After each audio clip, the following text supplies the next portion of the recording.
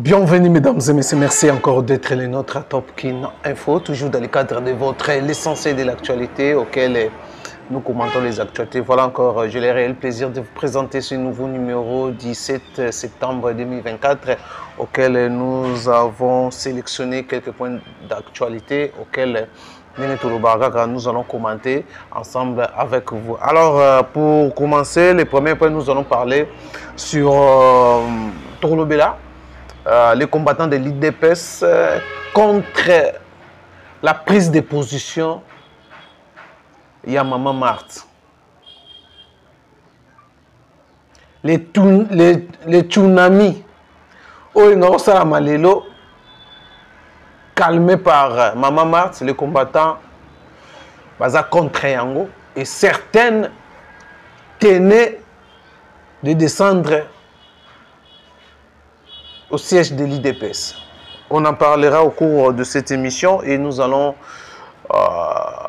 vous laisser suivre les images où il y a certains combattants contre des marches engagées par Maman Marthe. Voilà, on en parlera tout au cours de cette émission. Papi Tamba Méani, la famille politique de Joseph Kabila, vous savez ce qui se disait. Papi Tamba enlevé, Papi Tamba ne se voyait pas. Aujourd'hui, Papi Tamba abîmé et a expliqué pourquoi. Abandonné comme on en a été. Bon, au cours de ce numéro de l'essentiel de l'actualité, les juristes recadrent les magistrats qui se sont réunis au bureau et au Conseil supérieur de la magistrature, Oyoba rejeta qui en bloc la décision du ministre de l'État, ministre de la Justice, Constant Moutamba, pour eux, il y a une violation. Mais il y a des juristes qui ont réagi. Oyo, ma pesi, ma prérogative, il y a ministre. Vous allez suivre ça au cours de cette l'essentiel de l'actualité. Bogoyoka, les prérogatives des ministres. Est-ce que c'est le ministre qui a violé ou les magistrats? On doit violer. Donc les magistrats, subalternes, leur patron administratif, c'est le ministre de la Justice. Mais les subalternes, les autorité là-bas. Un problème au Congo. Congo, on a un problème. Alors vous allez suivre les explications. L'explication à un juriste qui a voulu recadrer quand même c'est le comportement des magistrats. Même le président, il y a cour constitutionnel qui est aussi un magistrat.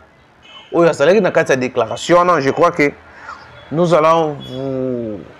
Toute la vidéo, il y a l'audio. Il y a un juriste que nous avons posé la question. Oyo. Et ça là qui est non. Cette question a été certains déjà bolandiango parce que nous sommes parmi les questions. Naoudio, bolandiango au cours de cette l'essentiel de l'actualité Chine-Afrique.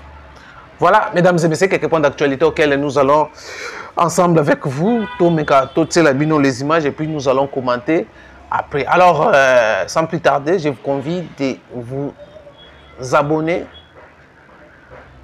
sur Topkin Info.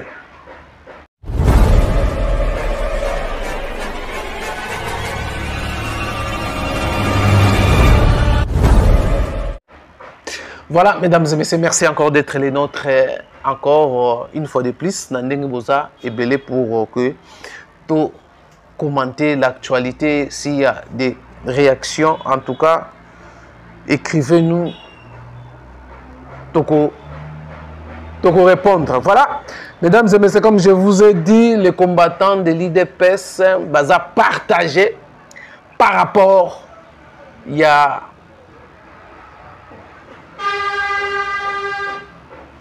le rôle qu'a joué Maman Marthe pour éviter les dangers au Ngakosala Mamokolo à Lelo na siège à IDPS. Deux camps. Camp Moussoussou, il y a Augustin Kabouya et l'autre camp, il y a Deo Oyazaki désigné secrétaire général AI IDPS. Vu tension Ezouaki, il y a certains combattants ou les cadres de l'IDPS pour calmer la tension. Est-ce qu'aujourd'hui nous allons dire que non? La solution est à trouver. Qu'on laisse Kabouya continuer à diriger. Bogolanda, Kabouya lobby. DOP à lobby. Dans le cadre, il y a une base calme. Par rapport à ça, il faut respecter le chef d'État, il faut loba. Le chef de l'État ne pouvait pas dire parce que l'IDPS est pyramide renversée. Aujourd'hui au pouvoir, pyramide Wana est respectée. Certains certaines opinions, Tshisekedi est parti avec son vrai l'IDPS. Oh, IDPS, tout le monde est en côté. Alors, je vous convie de suivre la première image. Oh, tu me vois mécontentement par rapport à la prise, la position à Maman Marthe. Oh, certains ont accusé Azapou Kabouya. Mais nous allons entendre Rosela, chef de l'État. Et il y a certains combattants qui sont en contradiction. Les secrétaires désignés par la Convention démocratique.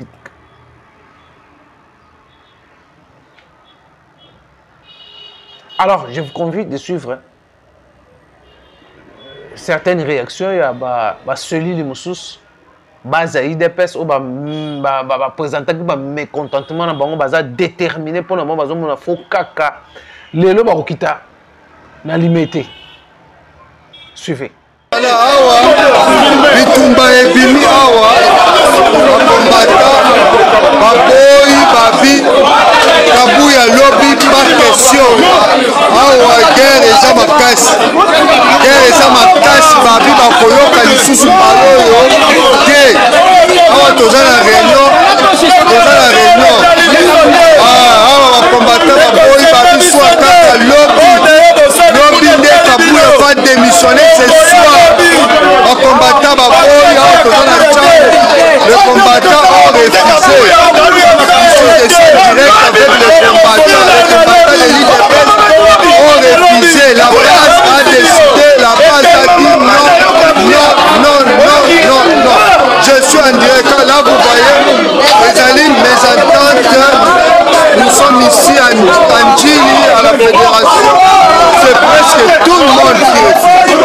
Ça ne va pas. C'est que Kabouya cherche pour ça. Oh mon Dieu, je ne sais pas. C'est que Kabouya cherche. Mon frère Kabouya, je suis en train de se conseiller. C'est le moment, c'est les temps pour toi. C'est l'émissionner, papa. Tchang ont refusé. Les combattants, ils ont refusé, papa. Je vous dis ici, ça chauffe ici à Tchang. Ça chauffe ici, ça chauffe. René Panzani na Kanda. René Panzani na Kanda. Batu baboyi Kabouya. Babia démissionné kana butu awa. Bira permanence ezala bloqué. IDPS viva. Awa toyena mwa lombao. O eza base. Tozalaki pas doyen. bakonzi bakoti na kati tobande ozela rapport heureusement nga nazalaka na banzoi partout nasutaka bord ekoti makambo ya lelo bato babundisaka idps bato baza na mission koboma idps babimi lisusu lelo jeudi babengisaki national kalengai na secrétaire général de obisi babengisaki bango na ministère ya intérieur ntango bakote pa jacquemain ayebisi bango bodecommande makambo na bino bolingi bosala yango samedi alors il faut kosala point de presse bodecommande yango mpo bakombata bakende kuna te tokokanga me bakangi nano te wana eza version ya jacquemain chabani ntango babimi kuna pauvre chilumbai abengi bango bake kuna ono il faut tosala communiqué il faut tosala vidéo mpo bato nyonso bayeba ke no chef de l'état alobi boyo biso tolobi pauvre chilumbai seke kaka bino nde bosolaka na chef de l'état bato mosusu basolaka na chef de l'état je t'informe que le chef de l'état moi aussi m'écrit alors boya koétude bato te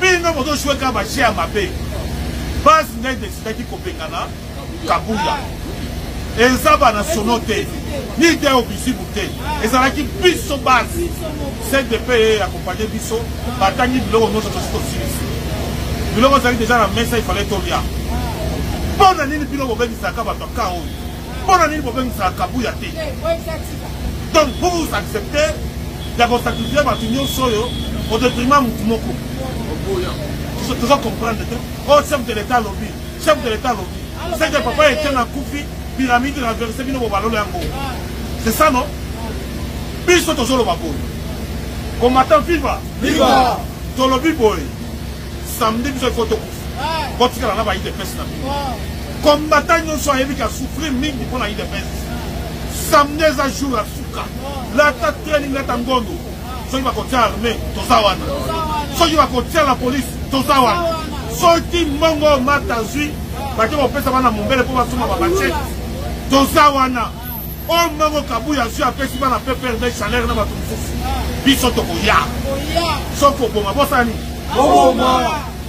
biso tolobi boye secrétaire général de abimi awa aboyaki kosala point de presse oyo boyebisaki avant ye moko kutu abimi ayebi teke biso toyebi makambo bamoni kaka na lamu te alobi botelema likolo makambo yango oyo boyeba ke bavi oyo bozala yango apointikaka bato bino nde babomi ya idps chef de l'état fonda kuna oza kuna kimia tikela biso tokuna ndenge kokoka jacquemain longola makambo oyo yo pauvre chilumbai longola makambo oyo botika biso tosila na kabuya alobaki akosala systeme ya yani yango tozosila alors bato nyonso baza awa na banationaux bazali ntango moto tozobunda boye na bakombata moke oyo bazosalaki bazwa mbongo moke nakatanga kuna ministre amina autokanga bachinois ya bakombata asala bango na nzela azokende mpo akangisa bango na partie général biso toza awa bakonzi ya likolo bazozwa badécision mpo basimbisa biso touche mpo makambo ya samedi ezala te kombata viva awa sikoyo biso toboyi tozwi banationaux tote bango pembeni tozwi bino bato bobengaka banationaux bosola na banationaux kuna biso basosani samedi toza wana fédéral ya kuna sabiti ramazani naza kosenga na bakombata nyonso ya kuna ezali déterminé bato oyo baza kosouffrir tina mikuwa eza biso bakombata ezali banationaux te ezali kabuya te na bato donc nous sommes déterminés cette fois-ci nous irons alimenter les samedis biso nyonso tozala kuna soki bakosala badisposition na bango nyonso basala me biso présence na biso ekozala na limete mutu nyonso oyo esengeli ke aza kombata ya idps ya kuna ale na idps na nini na limete biso nyonso c'est samedi un point chef de l'état ozali kosenga na yo gouvernement oremani yango mbala na mbala boni biso na idps ozali koimpose biso kaka mutu moko kabuya aviole bastati na biso ozali kotala ye article 34 na biso balobi soki aza en conflit na banationaux esengeli bakende kosamba na kati ya CDP à travers commission nationale de discipline babengisi Kabuya aboyi kokende CDP wana esanctionne ye nde bazwi Théo Bizibu bazongise Jacquemain ayebi makambo tozoloba oyo Kabuya a donné nos statuts tozolinga départ na ye mpo baréforme profonde eyeba kozonga tozali na droit na biso ya korevendiquer.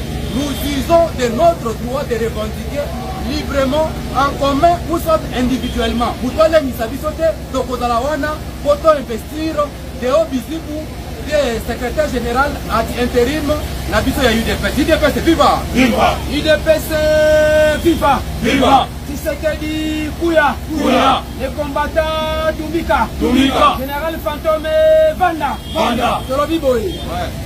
Chef de l'État aux alliés Gara, il y a bon fonctionnement institutionnel de la Congo. L'institution UDPS en tant que patrimoine national, il y a les 13 parlementaires.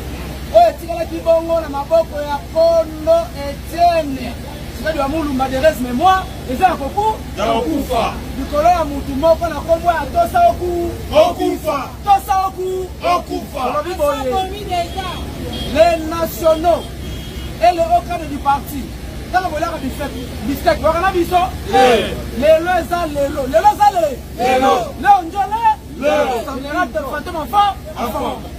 nous sommes ici de la Bible. Le baiser vendredi, le temps chez lui, la pourquoi? Le baiser vendredi. Donc, moi, anticipativement, un message nous est parvenu à travers le général Fantôme. Donc, on va nous dire, il a contrôlé. Que Babeng ici, Balobi, Baforsaki, Basala communiqué contraire.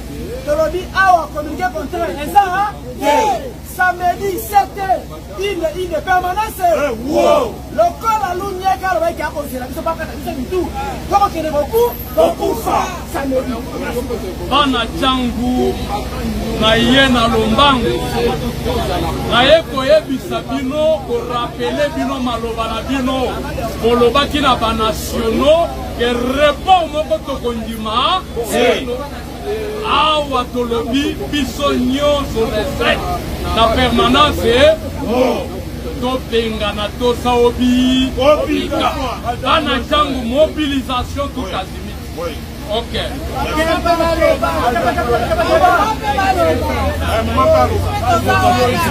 Tolobi boye biso na mama UDPS tokotika te toza toujours sima Théo Bizibu. Tolobi Kabuya Luneka dégage. Chef de l'État, pourquoi il y a un porte-parole ébélé? Tolobi Toboyi. Tout est décision pour nous arrêter pour la base. Quand on s'agit de Genève, base des décidés nous ont retiré signature. Tout on fait base des ont décidé. Les pyramides renversées. On ligue la personne soutée. Parce qu'on dit comme les abisso. Le chef de l'État, la famille, nous aussi déjà comme héros. Madame Solé, mais tout le monde est super. Madame les amis. Bon abisso. Biso de base que nous avons comment. Donc on continue parce que les autres dépendent de la vie de biso. Si les hommes politiques, ils ont exploité. Donc vous n'avez pas 40 ans d'élite. Modèle au gars, donc tu l'as dit. On a vu samedi le 7h. Biso ma maman t'aura ta babondo. Mais t'aura ta marche. Toko baba libanga, toko ya. UDPS viva. Viva. La bénédiction est le mot viva. Samedi la 7h. Gaba Congo, Kinshasa Mobimba, mobiliser biso nyonso na 7h na permanence. Oye koya eya, tokoyoka ni Kabuya, ni Chumbai, ni Jacquemain. Biso na permanence na 7h du matin. Ouais. Merci. Keba.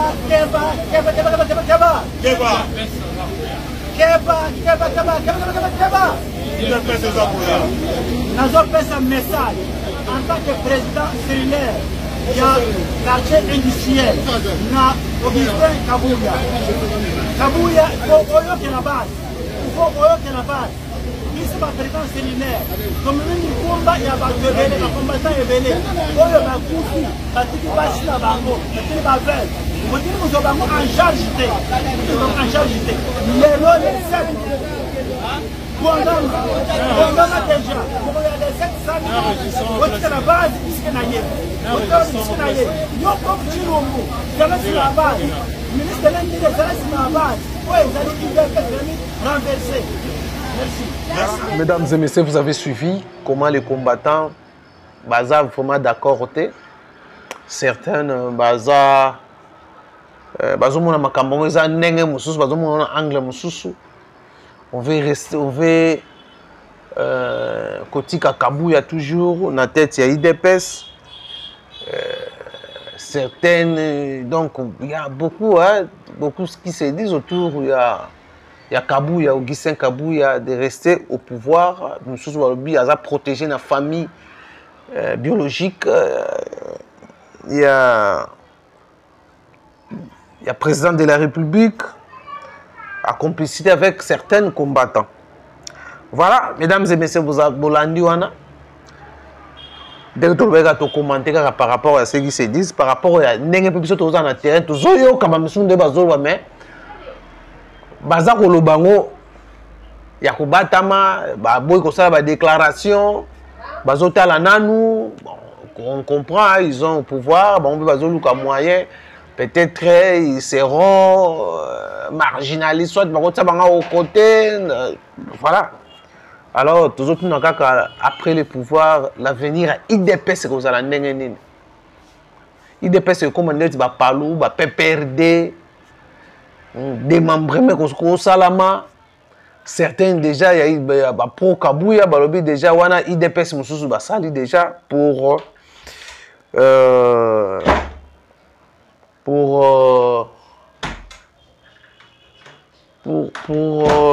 fragiliser le pouvoir. Il y a président de la République. Voilà, on va prendre la vidéo de Papi Tamba, la déclaration de Papi Tamba sortie naïe à Outiko Sala pour vraiment dire Oyo Kolbakeno. Donc, sorti on est pour mettre en nid la politique. Il y a victimisation.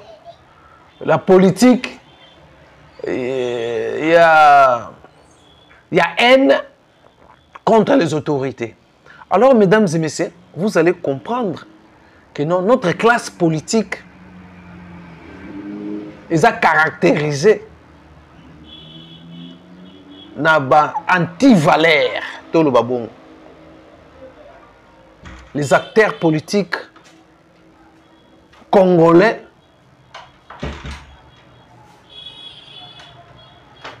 bazan de loko moko to ba na haine moko ya ko sakate. À chaque fois quand il y a quelque chose balinga ko politiser makambo nyonso. Voilà aujourd'hui Papi Tamba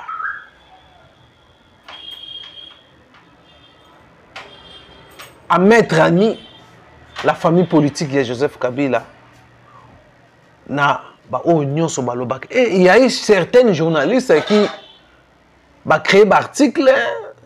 Il y a non, la famille Papi Tamba bazosenga Papi Tamba bima Papi Tamba serré à la comment la classe politique fonctionne. Même baké loin koloba na famille il y a Papi Tamba que non Papi Tambaza babombi na aner aner bien ka comment abi Papi Tambaza wate baboye kondi babi c'est ça la comment aner fonctionne que wangana. Il y a eu des acteurs politiques aussi, il y a opposition. Bah c'est déversa qui n'a pas bêtise sans chercher les informations. Bah il y a toujours qu'on politiser. Bah il y a toujours qu'on s'est victimisé. Voilà aujourd'hui Papi Tamba a coupé court. Pe ayoki si soni na ba famille politique naie et certains opposants. Oh ben ngaki bazwango aussi. Et ça a l'air moyen il y a qu'on s'exprimer. Il y a qu'on l'accent dans le monde entier que non nous sommes dans un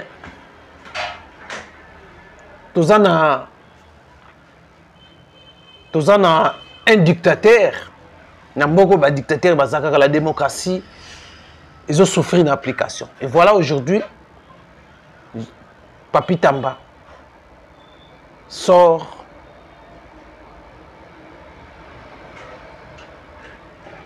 dans l'état qu'il avait pour dire la vérité aux Congolais. Suivez Papi Tamba. Bonjour peuple congolais, c'est bien moi Papi Tamba. Je viens de frôler la mort.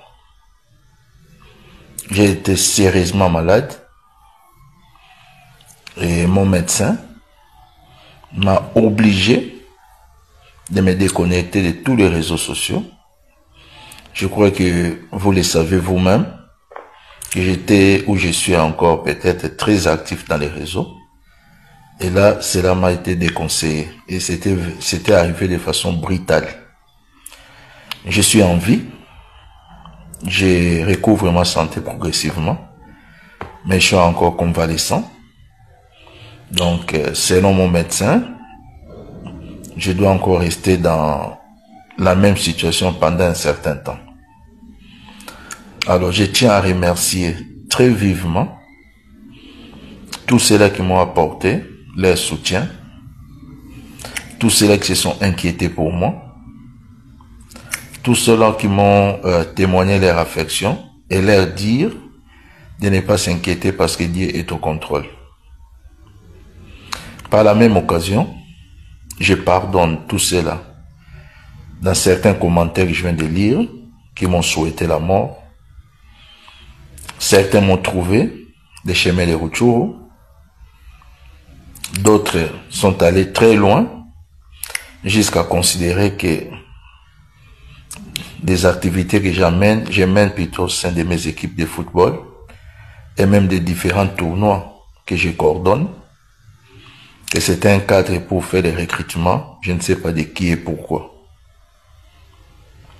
Que Dieu les pardonne, et à eux, je souhaite l'éternité. Je suis chrétien, et je ne suis pas rancunier. Sachez tout simplement que je suis en vie. Mon combat politique, je l'ai toujours mené avec abnégation et loyauté. Mais en même temps, je n'ai jamais diffamé qui que ce soit. Et je me suis jamais prêté dans des exercices illégaux. Comme aussi, je n'ai jamais perdu l'essence de la mesure. Donc, de ces côtés-là, soyez rassurés, je n'ai rien à me reprocher par rapport à tout cela, mais sachez seulement que je suis en vie. Dieu aidant, je vous reviendrai, peut-être dans pas longtemps. Merci beaucoup et que Dieu bénisse infiniment, je dis bien infiniment, tous ceux-là qui m'ont apporté leur soutien et j'aurai l'occasion, pour ceux-là que je connais, de vous appeler personnellement pour vous transmettre mes remerciements. Merci. Voilà, mesdames et messieurs, vous avez compris. Papi Tamba a perçu situation na ye. Alors la situation oyo azalaki na yango. Contrairement na oyo sa famille politique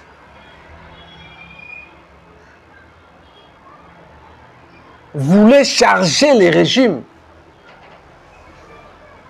les services à sécurité.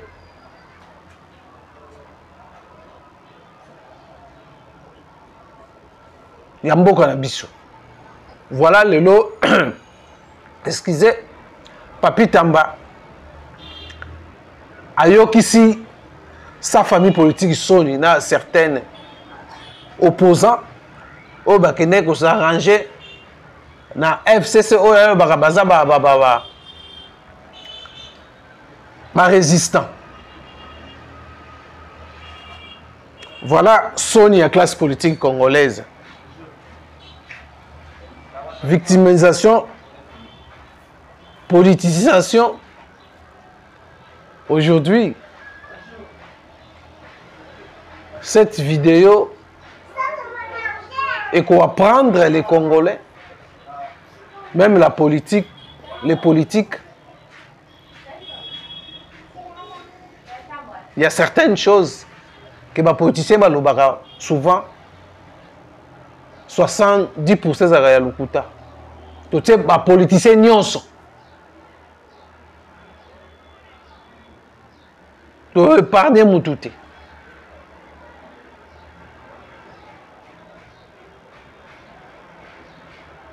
Papi Tamba aussi, si l'honnêteté intellectuelle à Zanango, avec le démarrer soutien de parti politique ou de plateforme politique, il y a un genre, sans entrer en contact dans la famille, mais bimi pour chercher la santé politique, pour chercher à attirer l'opinion. Voilà les mensonges au Nyon Sobalobaki dans l'opinion nationale et internationale. Voilà, mesdames et messieurs, ça c'était, on voulait juste parler sur ça. Alors, parlons maintenant sur les actions. Il y a un magistrat contre la décision. Il y a un ministre de la justice, Constant Mutamba Alobaki, il a interbabi pour le moment pour des mesures moko azwaki pour na kotinda batu na bakasho, transfert ya ba prisonnier na prison ya Makala, pardon, j'allais dire oyo à hier soir on a nous avant que parquet tinda na plusieurs fois soit petit ministre il faut évaluer quel bakanini o ba kotinda mikolo et surtout c'était avant un type d'évasion ça la prison à Makala. Une décision qui a été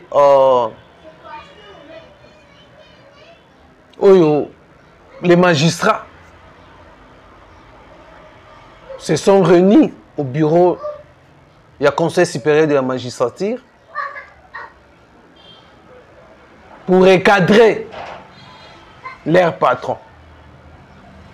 Les subalternes, ils ont recadré patron en bango. Voilà la raison pour laquelle quand on dit la justice congolaise est malade, la justice congolaise est vraiment malade. Patron administratif n'a pas une décision, bobo une décision n'a. Va recadrer ministre de la justice. Est-ce que on a besoin en violation entre bango, les magistrats,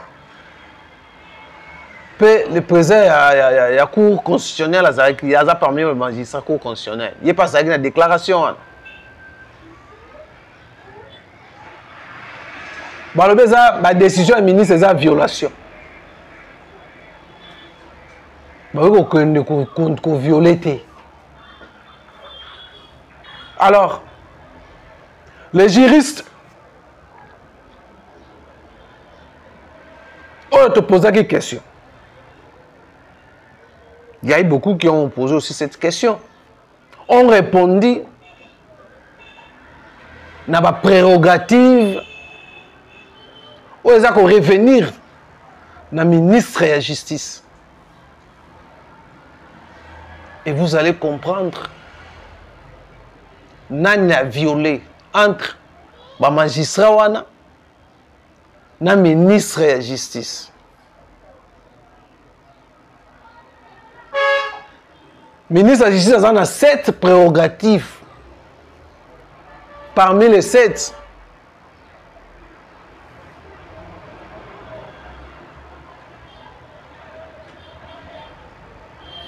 il y a Moko.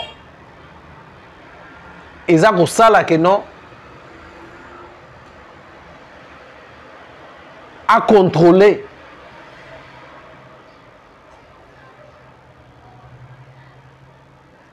À contrôler des activités judiciaires. Oh, les magistrats, mais nous avons constaté que alors, je vous convie de suivre l'explication. Il y a des juristes, ou recadrer aussi les magistrats. Ou le ministre de la Justice. Je vais répondre en disant ceci. D'ailleurs, je commence par vous donner les prérogatives du ministre de la Justice dans notre pays. Il est chargé de suivi de l'exécution de la politique judiciaire du gouvernement par les cours et tribunaux et les parquets y est rattaché. 2. Il est chargé du contrôle des activités judiciaires. 3. Il est chargé de la surveillance générale sur le personnel judiciaire. 4. Il est chargé des suivis des réformes. 5. Il est chargé des questions relatives à la nationalité. 6. Il est chargé du notariat. 7. Il est chargé des séquestres d'intérêt général. Je pense que ça, c'est une compréhension juridique de la question pour vous faire comprendre que le ministre n'a pas violé la loi.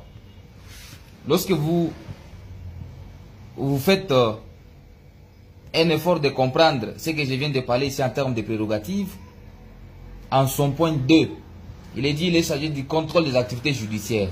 Mais qu'est-ce qu'on appelle activité judiciaire? Les régimes pénitentiaires dont a été fait mention hier par le magistrat et les instructions juridictionnelles, préjuridictionnelles, les transferts des prévenus, tout ça, ça constitue ce qu'on appelle activité judiciaire. Mais on dit que le ministre est chargé du contrôle des activités judiciaires. En dehors de ça aussi, nous avons vu celui qui a lu ces communiqués-là, c'est le procureur général près la Cour constitutionnelle.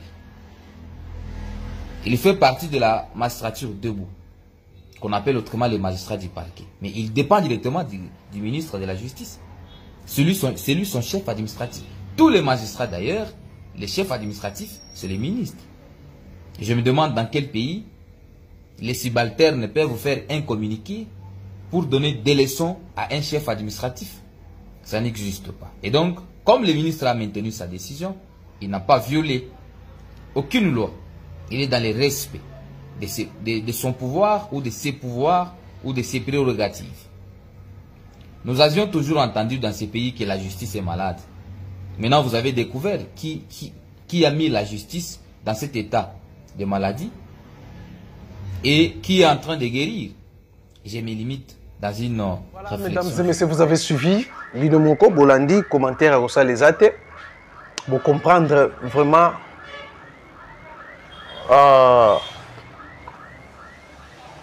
gérer ce to éviter bitumba na bango na ministre za nini bras de fer eza ya nini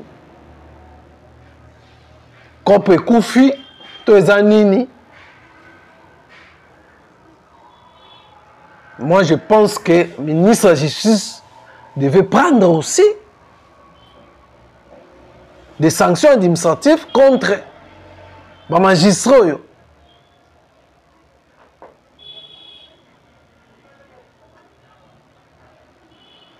Nakoyoka oyo ba juriste ba lobby ba désobéir na patron na bango chef administratif na bango.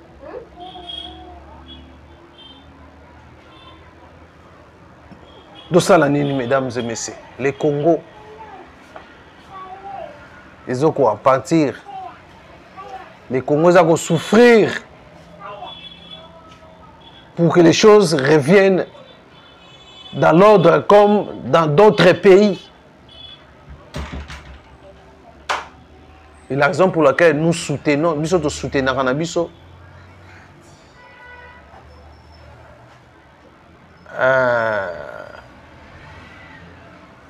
un peu, il y a des démocratie, il y a un peu aussi, une dictature dans quatre. Peut-être pourrait changer les choses. Les gens en profitent. Les corps,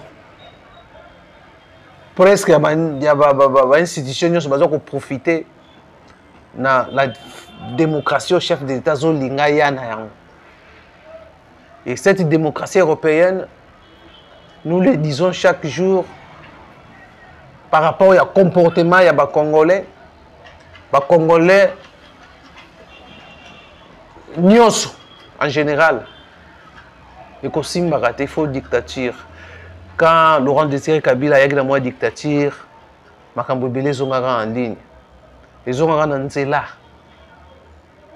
C'était ça, la meilleure façon de traiter les Congolais. Il faut un peu combattre cette dose de dictature. Il faut respecter, même au Konzamboka. Mon Konzamboka a respecté. A respecté.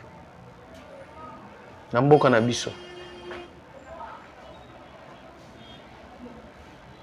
Voilà, mesdames et messieurs, voilà, pour terminer, voilà, nous avons suivi le sommet Chine-Afrique. Les retombées pour la RDC. Les Congos ont signé un accord militaire avec la Chine. Suivez les reportages. Il y a communication. Il y a celui de la communication. Il y a le ministre de la Défense. Dans une démarche de redynamiser les forces armées de la République démocratique du Congo, le vice-premier ministre, ministre de la Défense nationale et ancien combattant, maître Guy Kabombo Mwadianvita, séjourne en Chine où il a signé ce vendredi 6 septembre 2024 avec son homologue chinois un accord important de coopération militaire. Cet accord vise à renforcer la coopération entre les forces armées de deux pays dans différents domaines tels que la formation militaire, l'échange d'expériences et les ravitaillements en équipement militaire. Les patrons de la défense nationale, maître Guy Kabombo Mwadianvita, intensifient leurs relations avec différents partenaires dans le cadre de sa stratégie de redynamisation de FARDC, telle que déclinée dans la vision du commandant suprême, chef de l'État, son Excellence Félix Antoine Tshisekedi Tshilombo. En vertu de cet accord, les FARDC vont bénéficier d'un appui technique pour renforcer ses capacités. Ça n'est fini par ici. Merci Emilien Sobozaki et Belair Rolanda Bisso. Bon week-end à toutes et à tous. Te continue prochainement dans le numéro Msousou. Portez-vous bien. Bye bye.